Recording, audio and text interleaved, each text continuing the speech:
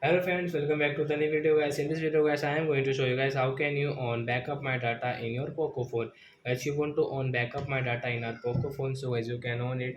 And guys, now let's see how to on backup my data in our Poco phone. In this video guys, I am going to show you friends how to on backup my data.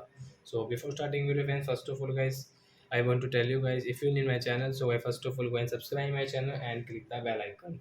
So guys, now let's start the video friends.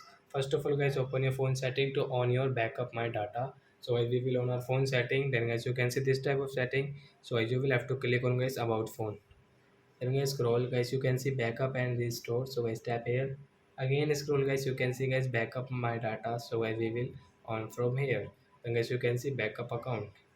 So as you can on and guys you can take your backup account in your Poco phone. So I hope friends you have understood how to backup my data, and guys you want to off it. So as you can off from here also. Tap here to off it.